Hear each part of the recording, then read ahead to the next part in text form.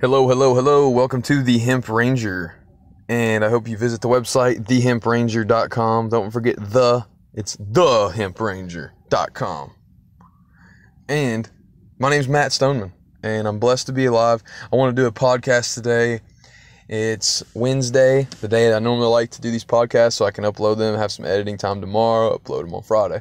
So hopefully you're getting this on Friday, and you get to realize that it's Hemp History Week on June 4th. So there you go, baby, hemp history.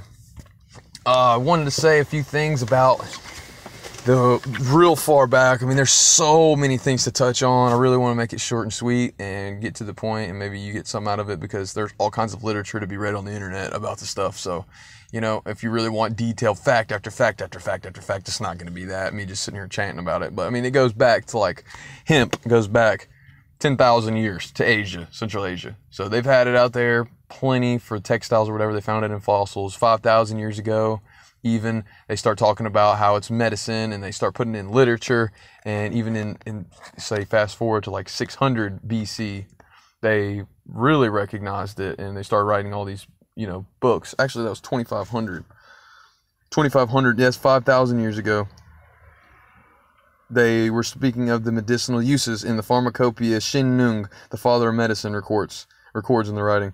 And in 600 BC, so this is what I wanted to say, Zendavesta, Indian literature, he speaks of hemp and the intoxicating resins, and the Persian prophet Zoroaster in 550 BC names cannabis number 1 out of 10,000 plants. Oh, one other cool little fact that I want to read off. 500 BC, Gautama Buddha said to have survived by eating just the hemp seeds. And I've been chanting this, and I've done some research like a couple months ago, or actually it was a couple years ago about that. And I couldn't really find much on that. And it's like, what the heck? Someone's been doing this stuff for like 2,500 years ago. And I believe you can. You can survive on hemp hearts and hemp seeds. It's in the history books. Why not? 800 AD, fast forward a whole lot more years, and there's a whole lot of stuff going on between this stuff. I mean, 100 BC, Chinese make hemp paper with hemp and mulberry. So this is 100 years before Christ. 800 AD, Muhammad accepts cannabis, does not accept alcohol. The word hemp was actually formed in 1000 AD. And so there's all kinds of things that happen in between. Like I said, there's 10,000 years of history. I could not sit here and just chant off things. But one thing's for sure, that we entered into a world where we're at right now, where the hemp is not a main topic in everybody's mind. It's not something that everybody has in the tips of their fingers, and not even everybody knows what the hell we're talking about. What is hemp? Well, it's Hemp History Week, so it's time to educate you guys, man. Something was hidden from you. Something big time was hidden. And this is it's landed a lot of people in jail, a lot of people in prison, and it's all recorded. Like every year, there's thousands of people every year since the 30s, and since Anslinger gets in and gets his drug policy enacted to the people, and ties hemp in with it, even though it doesn't have, well, I won't say hemp doesn't have intoxicating effects, because the rosins inside of them, the oils, the essential oils, they have effects on the human brain, and they can be, quote unquote intoxicating if they're really sedative or whatever. But anyways, the THC is really the inebriating and the intoxicating effect, and that's, still in line with hemp. But anyways, hemp has way more uses than just the chemical compounds people use it for. And in the history books will show you, they've used it in our own government many times. When we first came to this country and we were colonies, everybody was required to grow. And especially in like Virginia colonies and things, they were required to grow. And then lots of presidents that were before, lots of presidents grew it and also supported it, because they realized the necessity to growing it for the wealth of the nation. And even one of the presidents quoted that it is the most important thing to protecting the wealth and the prosperity of the nation. So a few things came about in the history. You can read about it too, that the industry there's other industries that started to come out as supplements for hemp, and they realized hemp was so versatile that it could really just be used in everyone's backyard. It gave so much freedom and independence to so many people, like even businesses. Henry Ford, for instance, wanted to get away from being dependent on petroleum and the petroleum industry in the 30s. And in the 40s, he made a hemp car, made it powered by hemp fuel. So You know, people have been trying for a long time to get away from it. The thing is, there's monopolies in place that have control over resources, and they control the supply and demand that way.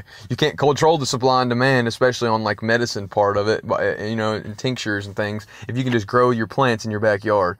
And that's the big message that we're going to take away from hemp history right now. I think is we can start diving into all the great, crazy things that happened, but the fact that all the industries that came out, say the pharmaceutical industries that are enacted right now, like all these different pills and pill pushers, and you know, just things that haven't been around even 100 years. We got these diseases that ain't even been around 100 years that we're coming up with all these different medications and things for, when really you could just go back to the plant-based nutrition, plant-based medicine, and then it's hemp, and it grows from the roots or from the dirt, so you can get in your backyard, things like that. So anyways, the powers that be that had all the money, they realized that, and they're like, dude, we can't let hemp take over the paper industry. We got these pieces of technology coming out to separate the hemp fibers way more easier. You know, the technologies were coming to where you could probably make paper in your house, in your freaking house. I don't see why not. I don't see why we don't have these machines that make hemp fabric in our house. It's coming, and if it's not coming, then if it ain't coming soon, it'll never come. But I believe it's coming, and the reason, like I said, it's been taken away is because there's so many monopolies that could have been created by illegalizing it, and there was a select group of fucktards that got together and wanted to control everybody and control the world, control people's lives, and they're still doing it to this day. I'm fucking pissed, dude. You go down the street today with a bag of weed hanging on your shoulder or something, a little white car with a blue stripe's gonna pull you over like, hey, that's illegal as hell. You see that plant? You got a green plant? Get in my car. Put these cuffs on. We're taking you downtown to register you, throw you in this room, and you're stuck, and you're forced there. It gets really extremely hot. It gets extremely cold. You get bologna and cheese sandwiches. Oh, yeah, dude. You're gonna love it by having a plant.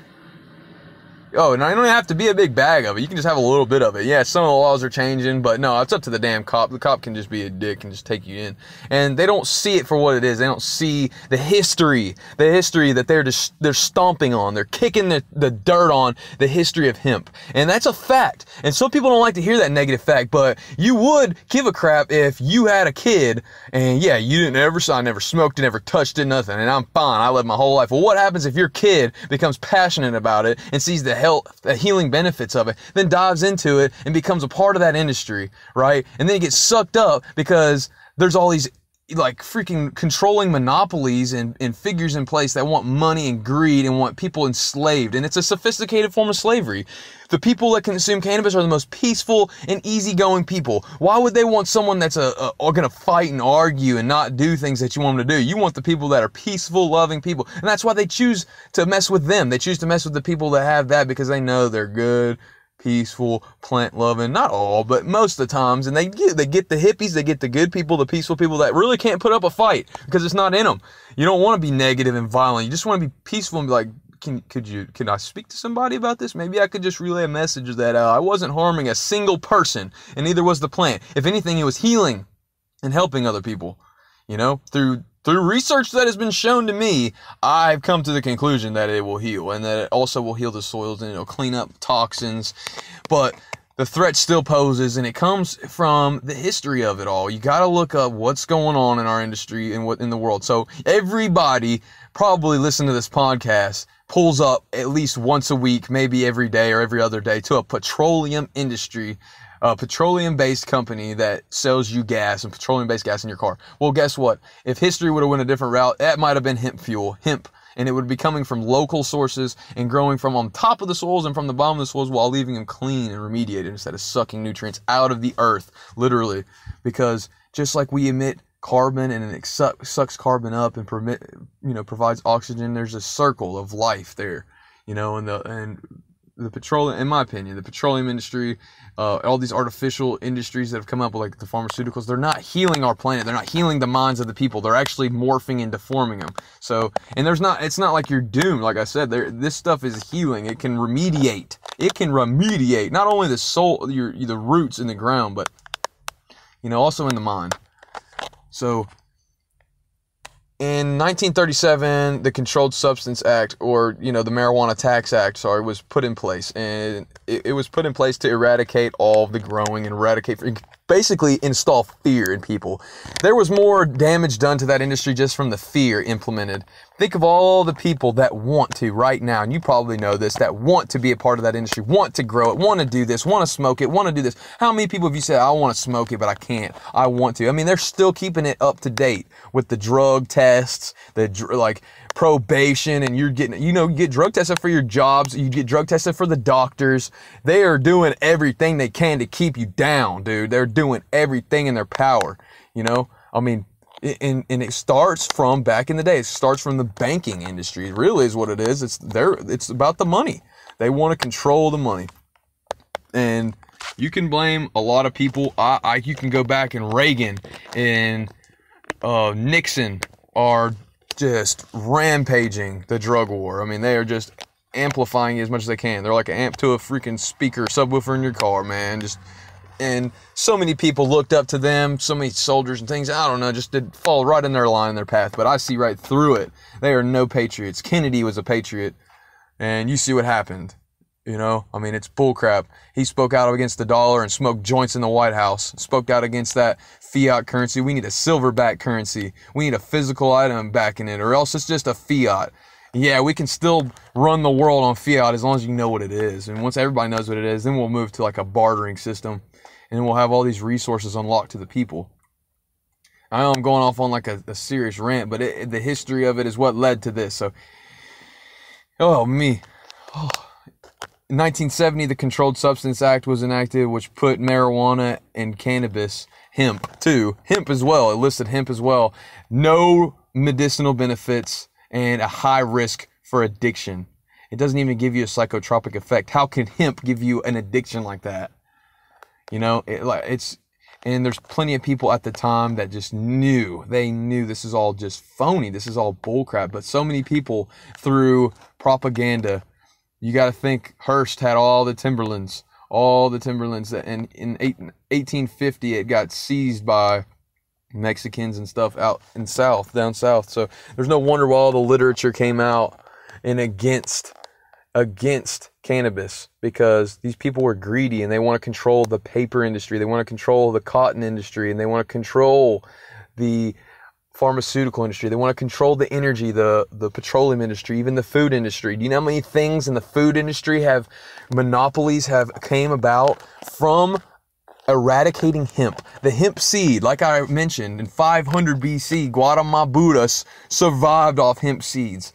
Hello, we need hemp seeds in our gut right now. Everybody does. Everybody, I don't care who you are, you need hemp seeds and hemp milk and all this carcinogenic, or whatever the word is, filled meats.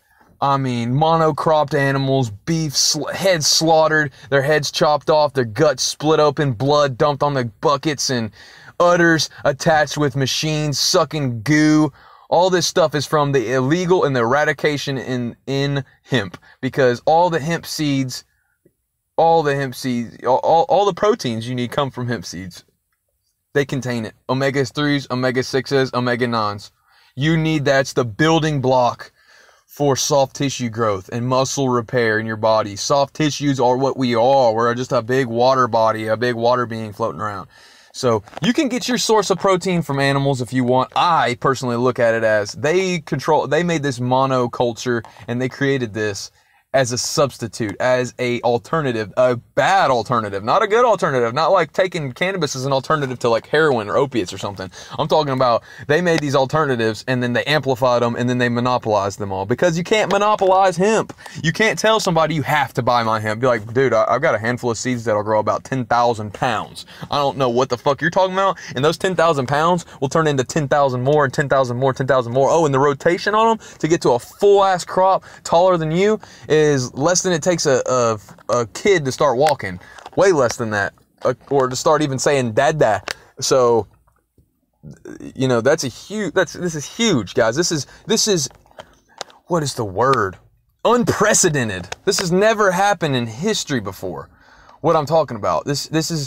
We're rewriting history. It's 2018, but cannabis is still illegal in a lot of parts of this country. Hemp, however, hemp, not all cannabis, okay, or not all cannabis has been legalized. There's the Farm Bill, and it is legal to grow cannabis now, some forms. It's just the fact that there's still stigmas, there's still laws, and they're still dragging people to the jails. No joke, especially if you live out. I live in Tennessee, so there, people could be tuning into this no matter where you're at. I'm in Tennessee, in Davidson County, but if you step outside this county, where basically I call Nash Vegas, or Los Angeles of Nashville is, like, basically, or Los Angeles of Tennessee is, because we're just a huge hub. If you're not in this county, just because there's so many freaking people getting run through the system, they can't keep up, man. And there's so many complaints, and like I said, let's take it back. I mean, what if like I said, you weren't doing anything wrong, and you raised your kid the right Christian way, or whatever the hell you want to consider it, where there's no, there's no cannabis involved, or the quote unquote right way, and then they dabble into it, they get arrested, and they get in prison. What the hell are you going to do? You're just going to sit back and let them just rot in jail? No! You need to wake up, educate yourself, and realize that they weren't doing shit wrong, good people. And the more that happens, the less and less the laws are going to be strict on the people. And that's, I think, what happened in Davidson County. I mean, there's 2 million people almost here living now. How many times did good old Johnny, that never hurt nobody, get taken down? And someone had to call, someone had to write an email, someone was pissed. Somebody's parents were pissed that their kid got wrapped up in this bullcrap laws and bullcrap society that we live in. It's bullcrap, and that's why I think Davidson County's let up a little bit. I think in the outer skirts and where are the counties that people are not seeing relief and they still see all this bullcrap, there's not enough people waking up. Wake up and help the fucking person next to you, dude. For one, the person next to you's dying and can't get freaking medicine. For two, you got your grandkids and your kids going to jail over a plant, and you're still sitting there watching TV? What the hell, dude? Get up and write a letter. Write something, dude. Read some history. See what's going on in this country and what has been going on. And also, be optimistic, because things can change when you do that.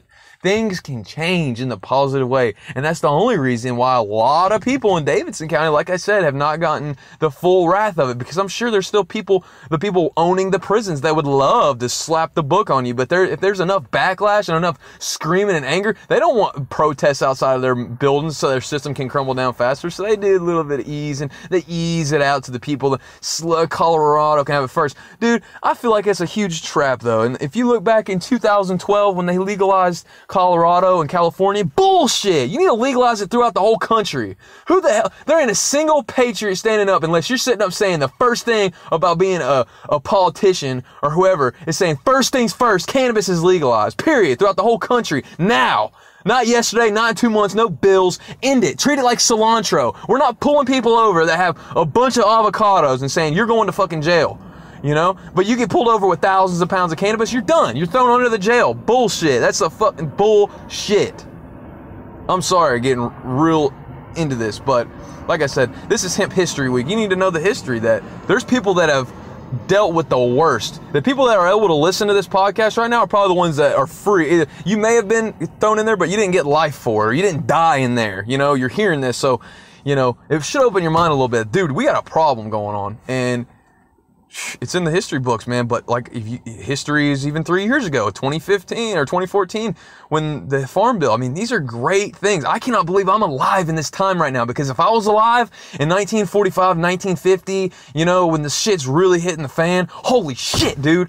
Oh my gosh, the doctors going to jail for recommending it and doing research and studies, and they're being threatened. So much fear, dude, it was implemented in the history of cannabis. In just the past 100 years, so much fear was instilled in the people, and it still rings to this day.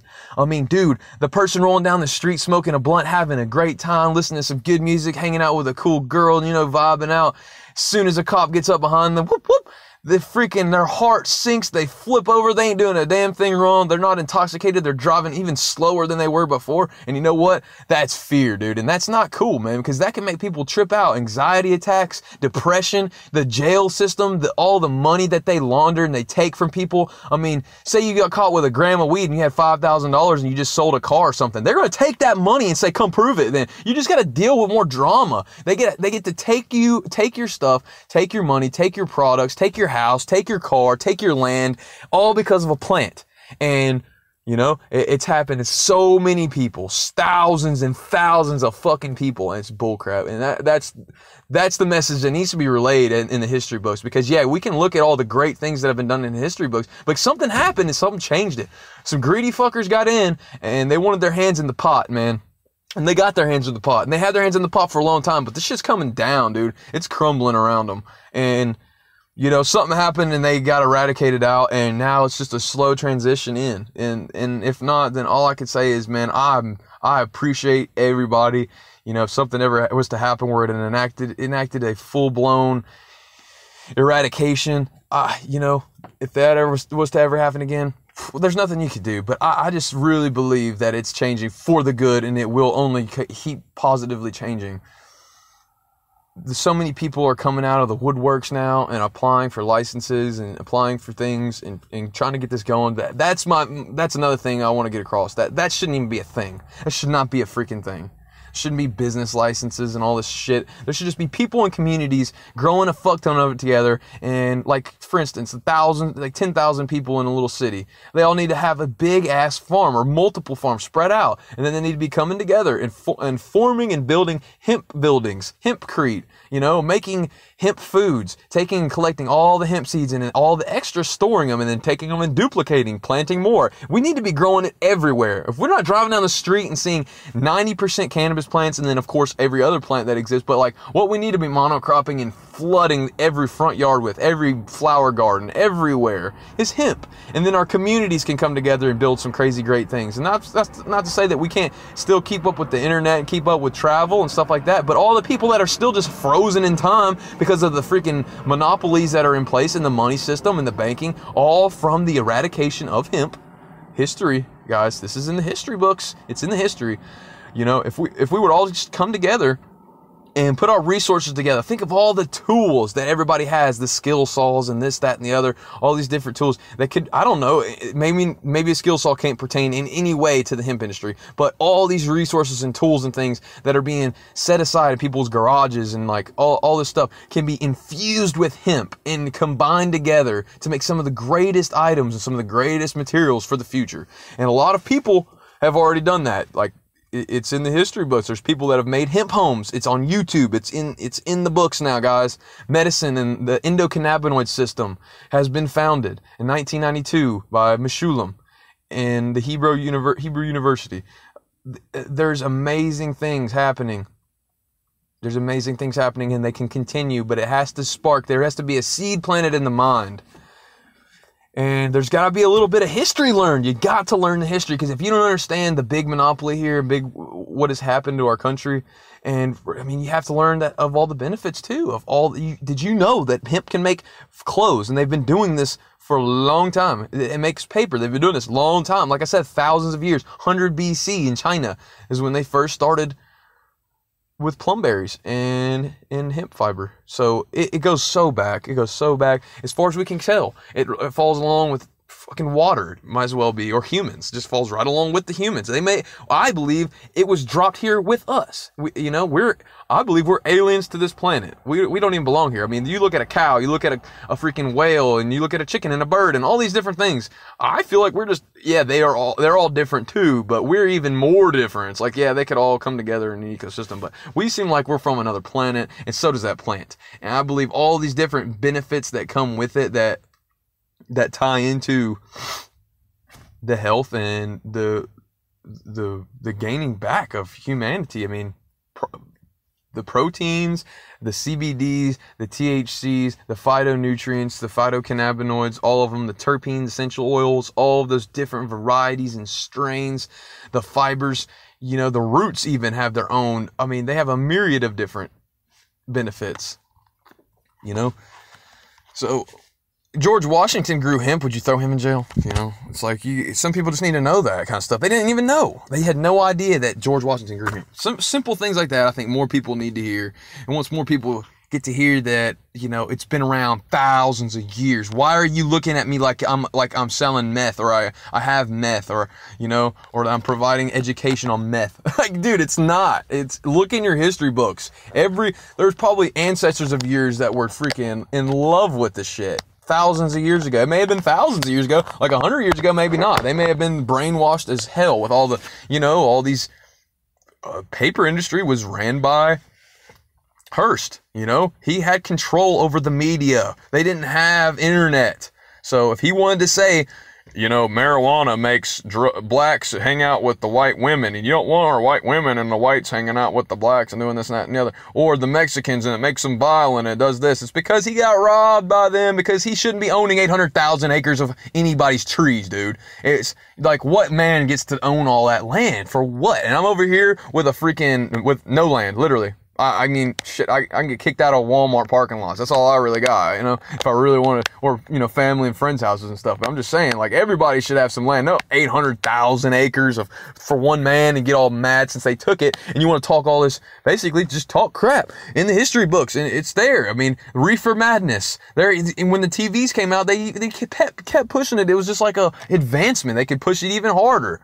It's up until the point where people had this free will and free internet and free messaging to people and free connection, which has just happened in the past, 20, 30 years or whatever. So we're now finally able to keep communicating the secrets and keep bringing the shit out of the shadows and out of the dark. Keep bringing the shit out of the shadows and out of the dark.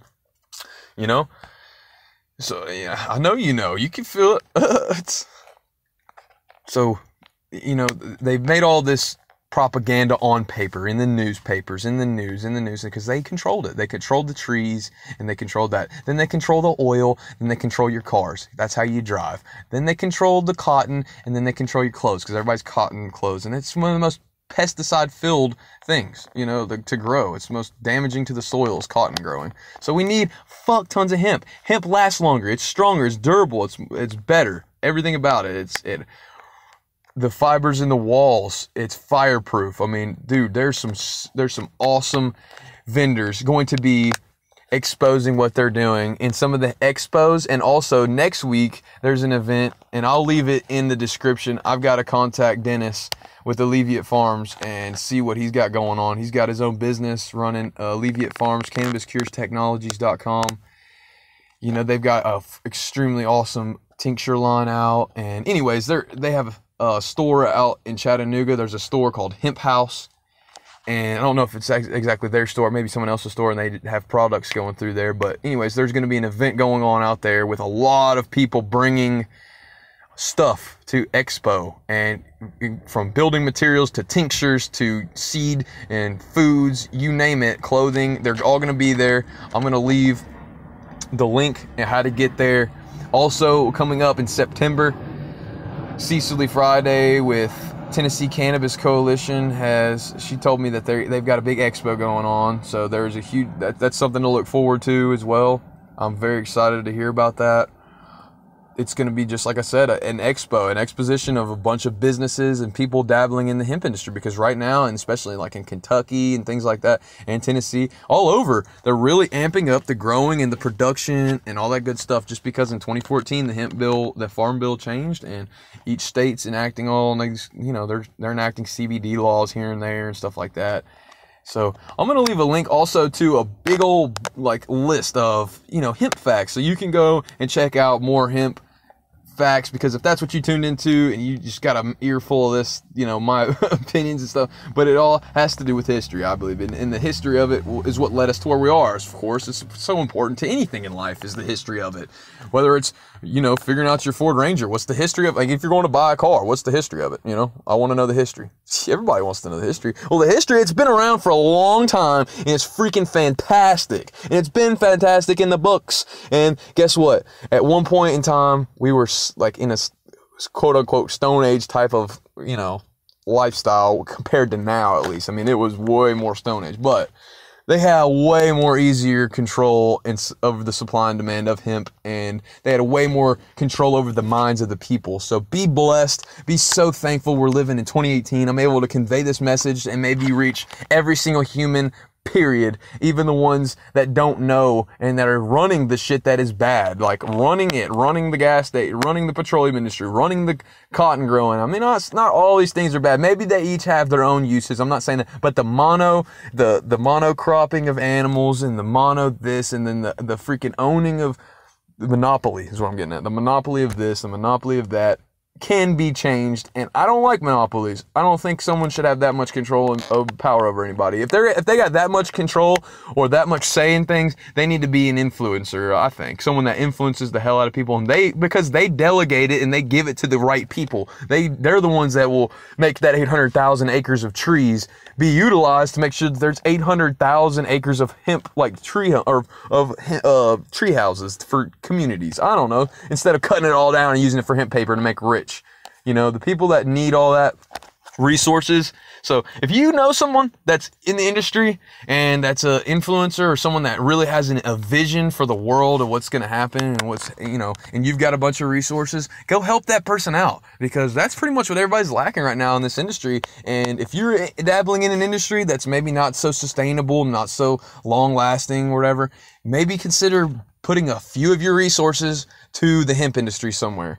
Like, I'm not saying a lot. Don't just destroy your life and give it all away. But man, you can vote with items and resources and your dollars, because also dollars can help people too. But it's a very hard thing to get into and start making money on. So if anybody's in this industry starting off with low amounts of money, you know, all they need to do, you know, you can group up and team up with other people, or, you know, put a good game plan together, put a good message out, and get some supporters. You know, that's one thing I need. I need supporters financially. I've got hemp shirts that I want to get out to the people, hemp seed campaigns, hemp milk in farmers markets. You know, we've got to get these things going, and it takes fiat currency. It takes money. And I want a hemp store. I want multiple hemp stores, hemp, you know, villages and economy, a whole hemp enterprise. You know, and I've got $200 in my pocket, so that's not happening. But anyways, if you've got resources available and you want to do good, start finding someone in the hemp industry and give those resources, or let them use those resources to help what they're trying to do. Or go ask somebody, how can I help in the hemp industry? I'm telling you, it's going to be something that you remember and you thank yourself for doing for years and years to come, because every single person in the hemp industry, whether you think they're doing it for, well, I'll take that back. Not everybody in the hemp industry is doing it for the protection of the personal wealth and the personal freedoms and liberty of the American people. But if you know someone that is for sure a guaranteed patriot in the hemp industry, because there's some people in the dilution of it, you know, and they just want to get in and, you know, buy a little bit, mix it up, and then screw somebody over. But, you know, whatever. There's people, I'm talking about the farmers, the growers, the producers, the people that make, you know, the creators in the hemp industry and that are planting seeds in the mine. You know, reach out to those people, participate, you know, buy a tincture, buy a shirt, use it, actually benefit from it. Don't just buy it just to support, but dude, feel the health benefits of this. Try it, because people wouldn't just be saying this shit for no reason. And like I said, it's in the history book. It's Hemp History Week. Maybe this is the time for you to dabble in the hemp history and really educate yourself, and then duplicate that, because education is the most important thing, I believe. And it has to be. It's the only thing that's ever advanced me in my life. The only reason I was able to confidently get on this is because I know about the history of it. I know how great it has been in the history books for thousands of years, even though I haven't just chanted a bunch of facts and in this country at this time with this person they did this and this and this and this, and, you know. But, you know, that's why it's for you to do, because you could spend as much time as you want and look for the exact information you want. You might want to learn about just China. You might want to learn about just the hemp history in America. But know that the education and teaching people and duplicating that is going to change the world in a good way. Just make sure the message that you spread is good. Don't be spreading the message of negativity, or if you do have to say something negative, like I have had to say in this, let's figure out a solution, what to do. Like, if a bunch of people are going and getting arrested and the laws aren't changing, write to your senators, write to your congressmen, call them, show up and protest, organize a protest, organize something, call another friend to tell them to call another friend to tell them to call 5 friends, get on a Facebook message and say, look, we all need to do our part. Have you called? You know, I mean, we got freaking 99 problems and 420 solutions. So let's get these solutions rolling. Let's educate folks about hemp history, whether it's a 5-minute segment or a freaking give them a book that takes them 6 years to read. I mean, there's shit on this stuff that goes to the depths and as deep as the sea. So the main message is ringing true, that plant-based nutrition is going to kill it. I am killing it with this hemp seed milk diet, and I've been doing this stuff for 7 months now straight, 7 months and 10 days. So 420 was 6 months for me. Actually, wait, yeah, 6 months. So I'm rolling up on, I've completed 7 months and I'm rolling up on my 8th. So infinite abundance your way, infinite prosperity, infinite abundance, wealth, happiness, end of depression, the end of anxiety, the end of all the anger, end of cortisol destroying our bodies, and let's amplify all the entourage effects, the natural anandamides in the brain, the natural indigenous cannabinoids. Let's get those a-flowing. Thank you, Raphael Mechoulam, for discovering the endocannabinoid system, the largest system within the body that integrates with all other systems in the body and helps maintain optimal health. You know, our endocannabinoid system is so vital and so important. The anandamides that are created from our own brain, our own cannabinoids, are created by using proteins, the essential fatty acids found in the hemp seeds. So you really don't even have to get the cannabinoids from the flowers, the plant-based cannabinoids. But not that I don't recommend it, I do recommend it, but the natural indigenous cannabinoids to your body are going to be a game changer, and you got to get that stuff in you from the hemp milk, hemp seeds, to get that, to produce the chemicals. Just like cannabis takes carbon dioxide and does its magic and converts into oxygen, our brain also does the same. Essential fatty acids does its little magic, converts. I couldn't really explain all the in-depth of our brain chemical reactions and things, but it takes those proteins, like I said, helps repair our body growth all over our body, and the anandamide chemical, the cannabinoid, the indigenous cannabinoid, is created, flowed throughout the body, and used to repair and heal and maintain a happy, balanced physical body, spiritual body, and mental body. So this is Matt Stoneman. It's been a pleasure. It's been a long podcast. I recorded about 4 before this, and I was like, nah. A lot of them were just a lot of facts that I was doing. But anyways, this is the Hemp Ranger, Matt Stoneman. Check out thehempranger.com. You know, we've got a lot of different things on CBD tinctures and quality, and, you know, there's going to be things popping up, events, where these events are going to be at, podcasts, uploads, videos. I've got, the other day I recorded 32 tracks on freestyles, and I'll have some freestyle raps up that I'm doing. I don't know if anyone's going to care or listen to it. It might not even be that good, but I want to put some content out there for the world. So blessed to be alive. I keep ranting. Thank you for tuning in. The Hemp Ranger. Bye.